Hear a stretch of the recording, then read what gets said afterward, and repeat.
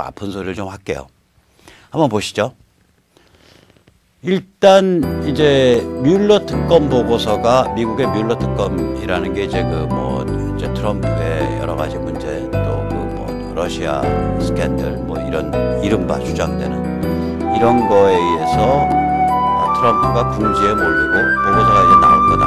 그래서 기소가 되고 그리고 트럼프 탄핵까지도 갈 수 있다. 이런 소리가 최근까지도 있었죠. 그래서 최근에 이제 미 하원 의원장 민주당의 팔러시가 탄핵할 가능성은 없다. 탄핵할 생각 없다. 이렇게 밝혔고 그 다음에 워싱턴 포스트나 CNN 같이 이제까지 트럼프를 공격해오던 미국의 빅미디어도 뮬러 특검 보고서 자체에는 트럼프를 기소해야 된다, 기소하지 않아야 된다라는 기소 여부에 관한 의견이 나타나지 않을 거다. 이렇게까지 얘기를 했는데도 불구하고 좀 말을 안 할 뿐이지 트럼프가 정치 위기에 있다라는 거는 기본적으로 당연한 사실인 듯 깔고 얘기해요. 엊그저께 제가 거의 좀 살벌하게 이렇게 닦아세웠던 MB 시절에 외교안보 수석했던 천영우 씨의 동아일보 칼럼 같은데 봐도 이걸 그냥 당연히 깔고서 트럼프가 아주 거대한 미국 정치 위기에 부닥쳐 있다. 이런 걸 당연히 깔고 그렇게 그걸 전제로 해서 막 얘기를 풀어가죠. 또 이 위기를 돌파하기 위해서 하시라도 북한과 타협할 수 있다. 또 하시라도 중국과 타협할 수 있다. 이걸 당연한 현실인 듯 진실인 듯 막 얘기를 해요. 하노이 깨지고 나서 이제 자유한국당의 국방위 관사인 백성주 씨, 백성주 의원이 원래 이쪽 국방 쪽 전문가죠. 이 사람이 이제 하노이 깨지고 나서 꽤 괜찮은 인터뷰를 했어요. 근데 거기에서도 보면 트럼프가 정치 위기에 있다라는 얘기는 없는데 느닷없이 무슨 구절이 들어가 있냐면 미국 경제 지표가 위기에 처해 있으므로 이런 얘기가 들어갔다고요. 저기서 깜짝 놀랐어요. 아니 미국 경제 지표가 무슨 위기에 처해 있어요. 미국 경제가 지금 얼마나 잘 나가고 있는데. 그러니까 이 사람들 사고방식이 좀 이상해요. 어디서 무슨 소리를 들었는지 그러니까 좀 이상한 거죠. 굉장히 이상한 거예요. 그러고 보면 이 미국을 읽어내는 눈이 관점이 결국 우리 자칭 우파 보수나 586 문재인 집단이나 똑같다는 거예요. 그 관점이 샴쌍둥이에요.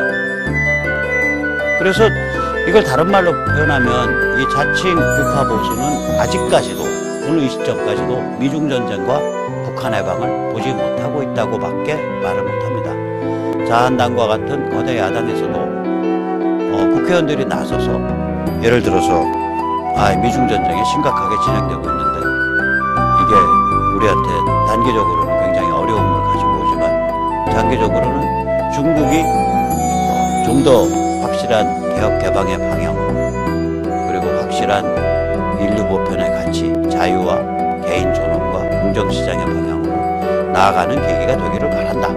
이런 관점에서 이야기하는 사람들이 그룹 작업에서 얘기하는 사람들이 하나도 없는 거예요. 또한 지금 이번에 하노이를 계기로 해서 미국이 용기를 내서 우리 힘이 부족하더라도 대한민국 사람들이 완전히 지지해 줄 테니까 미국이 용기를 내서 북한을 자유화시키기를 우린 갈망한다. 이런 발표 없잖아요. 자한당에서. 그러니까 이 사람들은요 결국은 미중 전쟁과 북한 해방을 보지 못하고 다른 말로 표현하면 분단 구조가 지속되는 상태에서 미국이 문재인을 공격하는 것. 이게 뭐랑 구도가 같으냐면 아들 부시 때랑 구도가 같아요. 아들 부시가 분단 구조를 허물거나 중국을 압박할 생각을 못했다고요. 중국을 제압하겠다는 생각을 못했다고요. 당연히 못하죠 그때.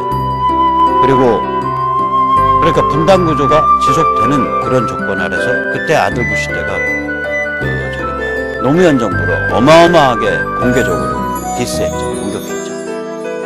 그럼 지금 우리의 자칭 우파, 자칭 보수라는 사람들도 그런 구도를 좋아하는 거예요. 분단 구조가 그냥 지속되고, 분단 허물어져가지고 북한이 자유화되고, 그러면 대한민국 가만히 있겠냐고. 여기 이제 그 종북 친북 척결하는 움직임이 일어날 거고, 문재인 정부 퇴진 움직임 그냥 막 태극기가 100만 단위로 튀어나올 거고, 그 다음에 민노총 선거제 막 뒤집어 엎으려고 그런 거고, 그리고 이제 자한당에 대한 요구도 무지하게 살벌하게 커질 거라고요. 그러니까 옛날같이 편하게 보수파리 우파파리를 못하는 거예요.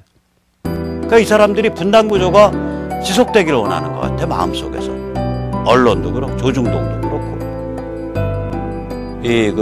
제도권 정당도 그렇고 그런 마음이 있으니까 지금 분단 구조를 허물어뜨리고 중국을 제압하려고 하는 미국의 움직임이 안 보이죠, 눈에 안 보이는 겁니다. 그래서 이 미중 전쟁이나 평양 붕괴가 이렇게 진행되고 있는 이런 그 상황을 못 보고 있는 지금의 야당 정치인들 그리고 조중동들, 이런 사람들은 실제로 분단 구조에 집착하고 있는 사람들입니다. 이해관계가 그렇게 걸려 있는데 이 사람들의 머리에 찬물을 확 뒤집어 씌워야 돼요. 그래서 정신을 번쩍 들게 만들어야 돼요. 자, 그래서 이 사람들을 제가 이제 보다가 보니까 이거 안 되겠다.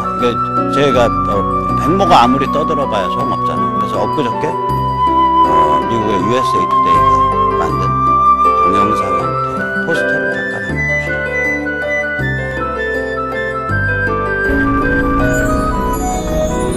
그러니까 50%의 미국인들이 언론이 트럼프를 마녀사냥 중이라고 믿는다는 거예요. 또 28%의 미국인들만이 뮬러 특검이 공정하다고 생각하고, 그런데 이 숫자는 굉장히 낮은 거예요. 오히려 30%는 이 뮬러 특검을 공격하고 있는 트럼프의 말이 맞다고 생각을 하는 거예요. 그 다음에 탄핵을 찬성하는 사람은 불과 28%에 지나지 않아요. 그리고 러시아가 2016년 대선에서 트럼프를 밀었다라고 생각하는 사람이 52%인데 1년 높아 보이지만 1년 전에는 이게 무려 57%였었어요. 그러니까 이 트럼프의 지금 국내 여론조사상에 나타나는 지표가 정치 위기가 전혀 아니에요. 탄핵 찬성이 28%밖에 안 돼요. 그리고 50%의 미국인들이 언론이 트럼프를 마녀사냥하고 있다라고 생각합니다. 그리고 뮬러 무슨 보고서 나온다는데 뮬러 특검이 공정하고 정확할 거냐라고 생각하는 거 28%밖에 안 돼요. 탄핵 찬성하는 사람들밖에 없는 거예요. 이런 상황이기 때문에 민주당 거물인 미 하원 의원장 펠로시가 민주당은 트럼프 탄핵을 추진하지 않겠다라고 최근에 발표를 했던 거예요. 이 상황 좀 아시고, 자칭 보수파리, 자칭 우파파리 하는 분들, 괜히 미국 트럼프가 어마무시한 정치 위기에 빠져 있다, 이렇게 보지 마시라고요. 그런 말 함부로 하지 마시라고요. 그 다음에, 요새는 이제 미국의 온건 리버럴 원로들조차 언론을 비판해요. 예를 들어서 테드 카플이라 그러면, 그 전에 이 사람이 CBS였었나? ABC였나? ABC 방송에서 아주 굉장히 오랫동안 앵커를 했죠. 지금 우리 손석희, 저희 같은 사람은 손석희 무지하게 싫어하지만, 국민들 중에 그래도 상당수가 최근에 과천에 밤중에 어두운데 뭐 하려고 그랬는지 아무튼 주차해 놓고 있다가 차 빠져나가다가 남의 차 긁고 또 그냥 갈라 그러다 붙잡혀서 개망신하고, 거기 과천 야외주차장에 어둑어둑한데 왜 있었냐 그러니까 오줌 싸려고 있었다 그러고 그런 말을 했지만, 그 사건 터지기 전에는 그래도 손석희를 얼굴 이쁘장하고 점잖게 생겨서 비교적 이빠른 소리 하는 사람인가 보다라고 착각했던 국민들이 굉장히 많잖아요. 어쨌거나 손석희 100명을 모아놔도 전성기 때 테드 카플을 못 따라갑니다. 테드 카플이 미국 방송계를 주름 잡던 앵커예요. 토론 앵커예요. 이 사람이 80년대 그렇죠. 80년대. 그 테드 카플이 손석희 늙어도 이 테드 카플 발꿈치도 못 따라가요. 이 테드 카플 같은 원로가 이렇게 말을 했어요. 요즘 뉴욕타임스, 워싱턴 포스트는 옛날 50년 전하고는 완전히 다르다. 이건 맛이 같다. 요즘 이들은 말하자면 언론이라기보다는 트럼프가 미국의 해로운 존재라는 결론을 확정하고 있는 거대 조직일 뿐이다. 한번 직접 들어보시죠. I'm terribly concerned that when you talk about the New York Times these days, when you talk about the Washington Post these days, 50년 전에 뉴욕타임스, 50년 전에 워싱턴 포스트랑 다르다 이거예요.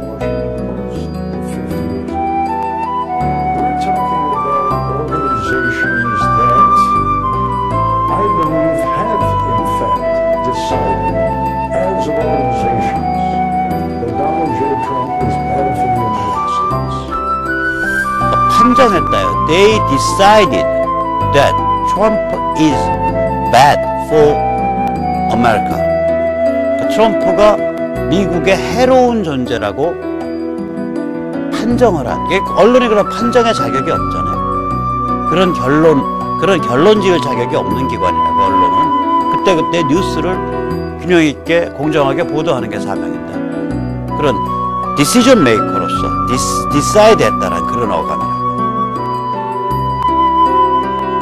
그러니까 이게 얘들이 기본적으로 이게 망했다라고. 근데 테드 카플은 이게 리버럴이에요. 리버럴 원로라고요. 이 리퍼블리칸이라든지 컨서버티브가 아니에요. 방송국 자체가 그렇잖아요. ABC인가 그랬으니까. 워싱턴 포스트랑 궤를 같이 하는 데거든요, 거기가. 그러니까 참 골 때리는 상황이에요, 지금. 이게, 자, 보세요.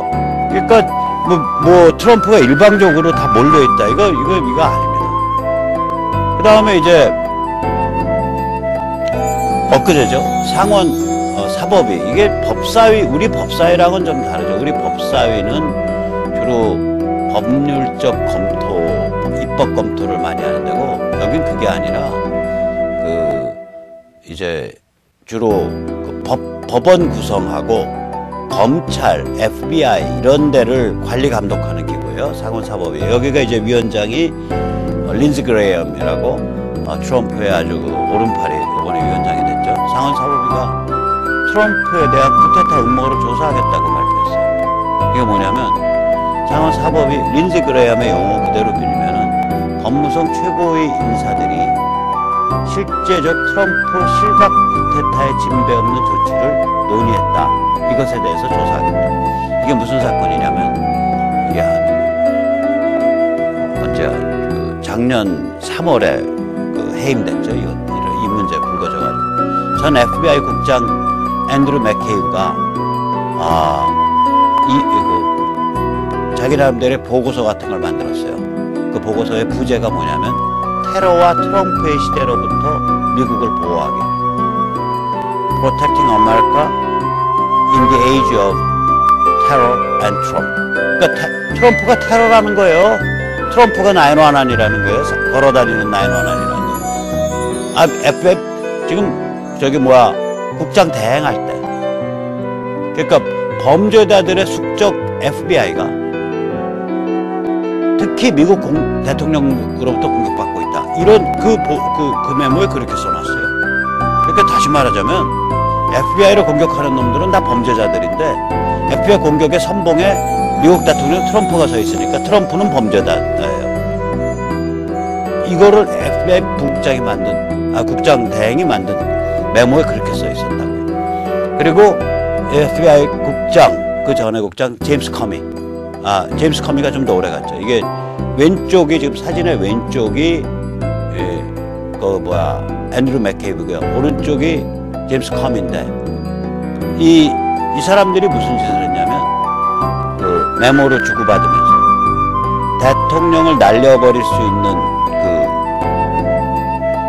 조항을 담은 수정헌법 25조를 지금 트럼프에게 어떻게 적용할 수 있을 것인가. 이거를 논의했다고요. 이거 까서 이거 너희 쿠데타 음모 아니야 하고 치겠다는 거예요, 지금. 린지 그레이엄이. 상원 이제 상원 사법위 위원장이 말이에요. 그러니까 이게 지금 상태가 보통 상태가 아니죠. 근데 이런 상태가 된 그 근본 원인을 보면 제가 보기에는 트럼프의 중국에 대한 입장에서부터 출발한 것 같아요. 트럼프가 벌써 한 10년 전에, 거의 10년 전에, 그러니까 정확하게 9년 전에 트럼프가 이미 중국을 자기 같으면은 중국 제품에 엄청난 관세 매겨가지고 중국에 함부로 미국 시장을 유린하지 못하게 만들겠다. 중국은 미국이 주도해서 발전시켜온 세계 시장의 최대 수혜자임에도 불구하고 미국에서 불공정 무역으로 돈을 벌어가서 그 돈을 다시 미국한테 빌려주는 이런 놀이를 하고 있다. 중국은 미국을 세계에서 가장 미련한 똥멍청이 개땡땡으로 취급하는 중이다. 진짜 이렇게 말을 했어요. 딱 그 부분만 제가 들어드릴게요. They think we are the dumbest son of a bitches in the world, all right? 다시 한번 들어보세요. They think we are the dumbest son of a bitches in the world, all right? They think we are the dumbest son of bitch in the world. 오케이? 그렇게 말하는 거죠. Alright? 그러니까 중국은 우리가 세계에서 가장 미련한 똥멍청이 개땡땡이라고 생각하고 있다. 중국의 그 불공정 무역 다 막아버리고 중국의 관세 때려서 중국을 세계 제조업 기지 넘버원 자리로부터 끌어내리겠다. 이거를 쭉 얘기를 하고 있어요. 이게 10년 전, 9년 전에 그 인터뷰 내용입니다. 이런 관점이 이제 막 튀어나와요. 엊그저께 CIA 콜린스 부국장모가 이런 말을 했거든요. 중국은 동아시아, 특히 한반도에서 미국의 영향력을 악화 내지 쫓아내는 것이 목표다. 그러니까 so clearly trying to achieve a weakening of the U.S. security influence and presence in East Asia with all allies, particularly with South Korea. 그러니까 그 미국 동맹에 대한 미국의 안전 보장 영향력 및 미국의 입지를 약화시키는 것이 중국의 목표인데 그 동맹 중에 특히 남한에 대해서 그렇다. 대한민국에 대해서 그렇다. Especially one with which the United States certainly remains, a solid provider of security on the peninsula. 특히 한미동맹이라는 거는, 대한민국이라는 거는 미국이 그 한반도에 있어서 매우 각별한, 매우 튼튼한 그 안전보장을 제공하고 있는 그러한 동맹이다. 정확히 짚고 있는 거예요. 즉, 중국의 목표는 중국의 세계 전략의 핵심은 한반도에 친중 반미 코리아 연방이 들어서도록 만드는 것이다. 이 얘기예요. 저희 세력 탈출하세요.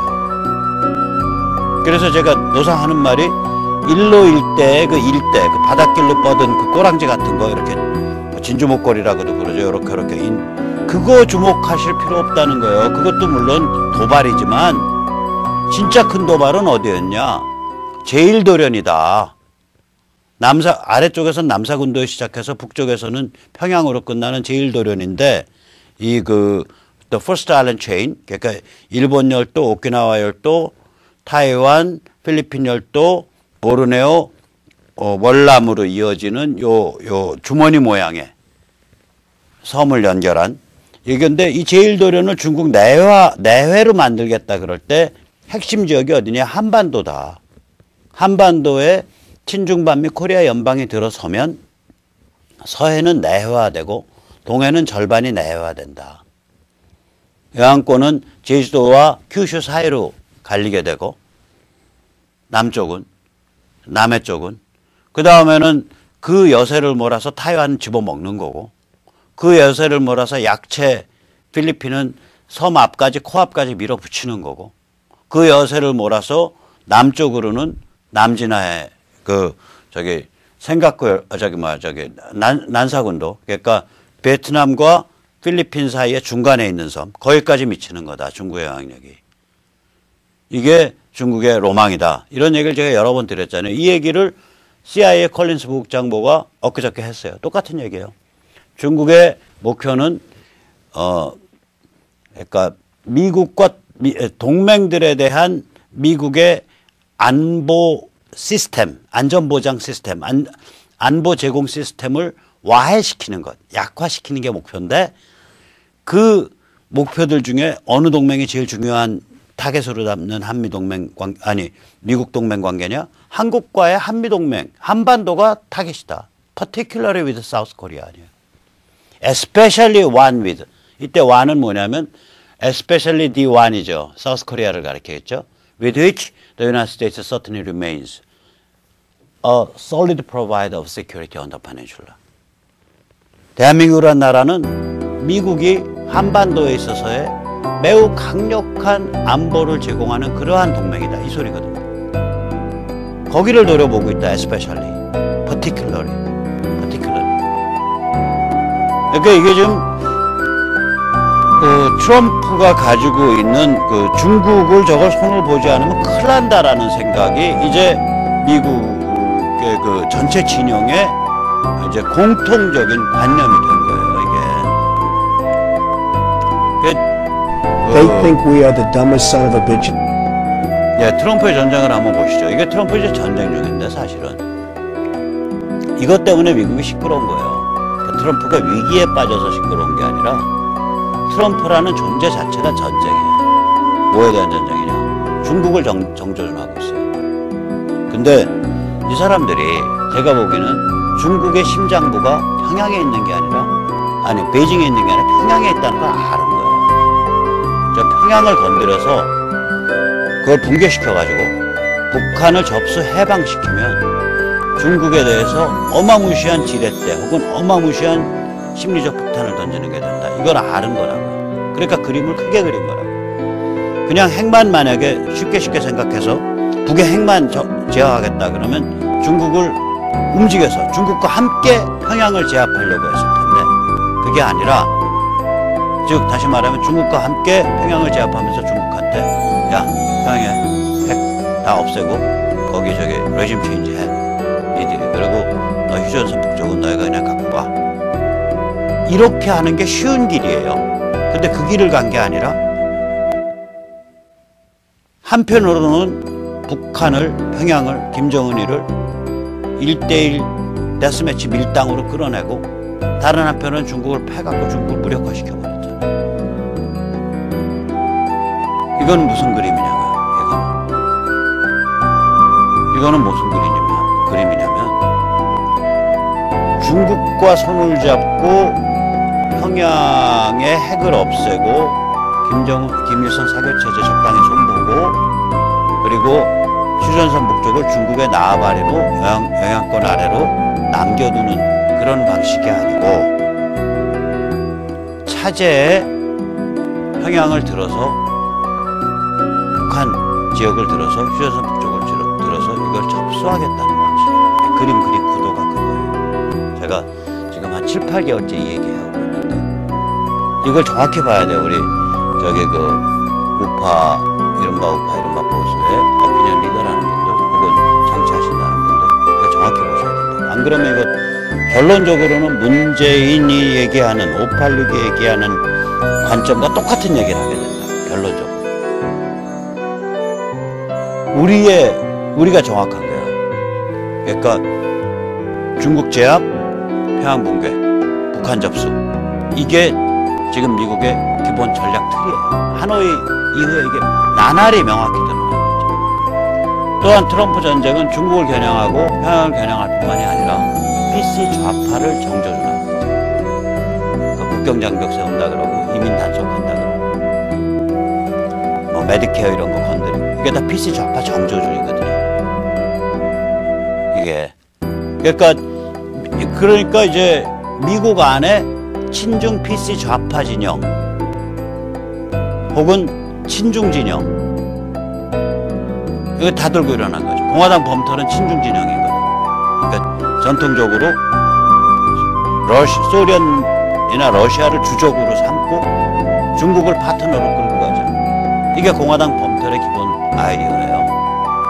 이것까지 다 깨지는 거 아니에요. 언론법조대학교에서는 다 친중 PC 좌파고 공화당 범털은 반러 친중이고.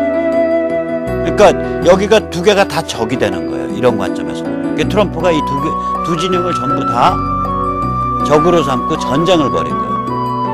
그러니까 겉으로 잘못 읽으면 위기처럼 보이죠. 위기는 천만에 도전인 거예요. 트럼프가 벌인 전쟁이고 도전이에요. 이니셔티브가 트럼프가 지고 있는 거예요. 그리고 지금까지 성공해왔어요. 이 정도까지 중국을 무력화시키는데 미국이 지불한 코스트가 없잖아요. 불가능하다고 생각됐던 일이에요. 그러니까 우리가 이걸 가지고 다시 북한 문제를 보면 아까도 말씀드렸듯이 이게 만약에 옛날 미국 대통령들이 가졌던 트럼프 말에 의하면 지난 20여 년 이상 미국 대통령들이 가졌던 공화당이든 민주당이든 그러니까 아버지 부시 때부터 가졌던 그 망상을 그대로 이어오면 뭐냐면 중국을 움직여서 북핵을 제어하겠다는 거예요. 그게 지난 20여 년 동안 그러니까 1990년대 중반 이후로 클린턴 때 핵위기 이후로 미국 트럼프 이전에 미국 대통령들의 일관된 방식이었어요. 중국을 움직여서 북핵을 제어하겠다. 트럼프는 그게 아니고 큰 그림을 그린 거라고요. 중국을 무력화시키고 북한을 접수하겠다는 거예요. 근데 중국 무력화를 하는데 수단이 경제인데 조치를 취하고 나서 그 효력이 발휘하는데 몇 개월 걸리고 1년 걸리고 10개월 걸리니까 오케이. 그 효력 발휘할 동안 북한 꼼짝 못하게 한편으로 군사 압박 왕창 때려놓고 다른 한편으로 야 정원아 나 조카같이 내릴 테니까 나랑 얘기 좀 하자 하고 불러낸 거야. 근데 이제 중국이 무력화됐으니까 이제 얄짤 없는 거죠. 이제 대화하는 쇼할 필요 없는 거예요. 대화문 닫힌 겁니다. 자, 장담할게요. 대화문 닫힌 거예요. 이제 대화하면 북한이 정말 악망문 써갖고 대화하는 수밖에 없어요. 악망문 써서. 근데 악망문 써도 대화 안 해줄 것 같아요. 악망문만 갖고는. 저는 악망문 써서 제가 이제 악망문 썼습니다. 오케이? 좋은데, 내 만나는 날, 곧 3일 전에 우리 우리 군인 애들 한 3,000명 여기저기 들어가서 핵무기 반출 시작하면서 그거 한 2, 3일 진행되는 거 보고 우리 대화하자고. 오케이? 그렇게 나올 거예요,